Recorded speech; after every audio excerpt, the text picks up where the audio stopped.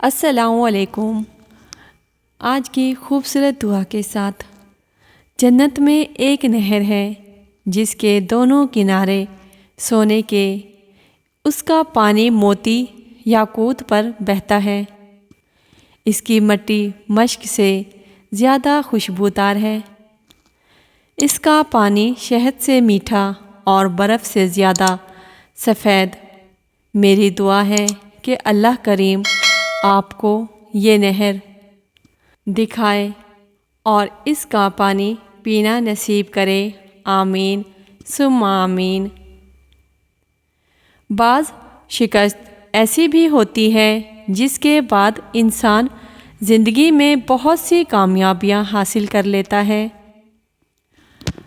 اپنے دن کی ابتدا 2 چیزوں سے کریں، کوشش اور سچ۔ کوشش سے آپ کا کام بہترین ہوگا اور سچ سے آپ کا دن بہت اچھا گزرے گا۔ وقت ہمیں ایک بہترین سبق دیتا ہے کہ چاہے جو بھی ہو جائے، کسی کے لیے بھی کبھی نہیں رکنا چاہیے۔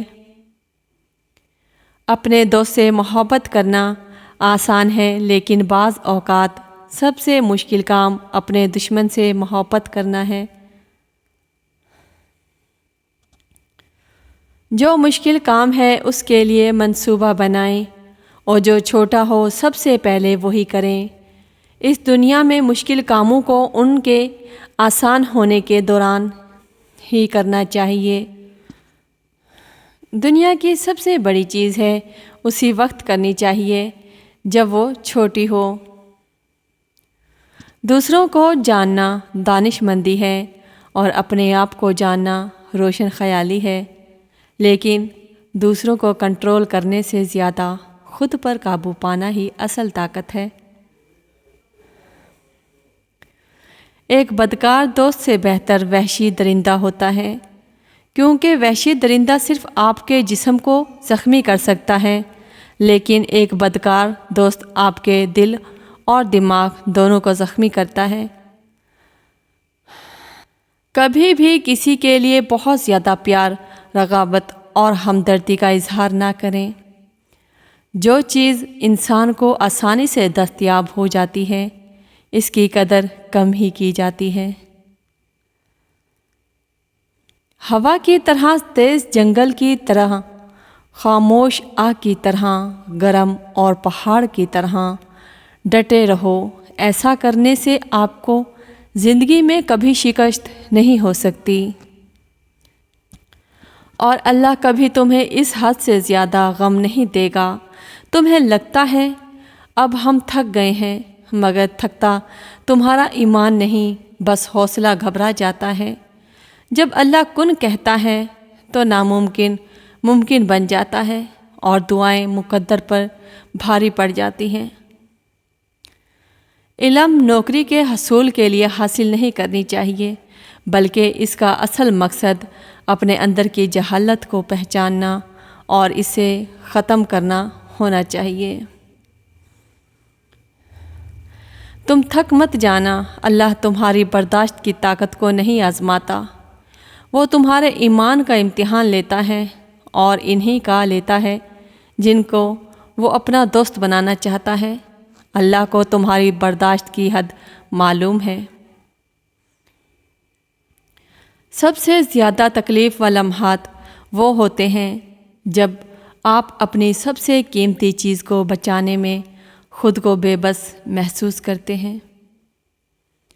آنسو کا ہر قطرہ دنیا کی ہر چیز سے مہنگا ہے، لیکن کوئی اس کی قیمت اس وقت تک نہیں جان سکتا جب تک وہ آنسو اس کی اپنی آنکھ سے نہ نکلے۔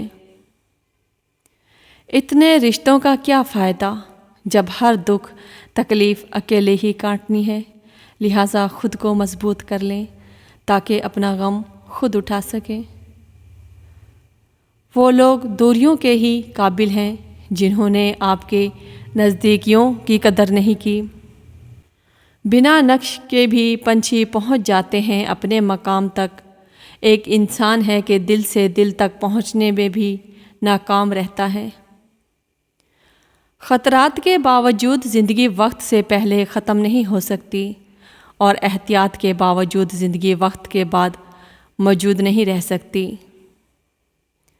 کچھ حالات، وقت اور واقعات انسان کو اتنا خاموش کر دیتے ہیں کہ ضروری بات کرنے کو بھی دل نہیں کرتا۔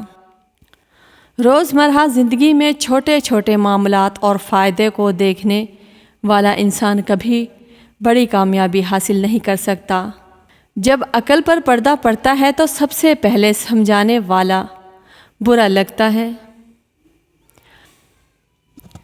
اگر میرا علم مجھ سے انسان سے محبت کرنا نہیں سکھاتا تو ایک جاہل مجھ سے 1000 درجہ بہتر ہے۔ لوگوں کی طرح سے کی جانے والی تنقید سے ہمیشہ سبق سیکھیں، کیونکہ یہ وہ واحد چیز ہے جو آپ کو بہترین بننے میں مدد کرتی ہے۔ ایک مان ہی تو ہوتا ہے جو آپ کو ہر کسی پر نہیں ہوتا، کسی بہت خاص پہ ہوتا ہے۔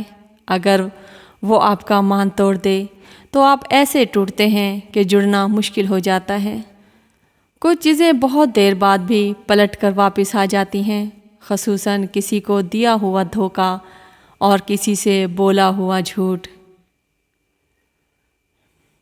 صرف رب کی ذات ایسی ہے کہ جو معافی مانگنے پہ نہیں پوچھتا کہ غلطی کیوں کی تھی۔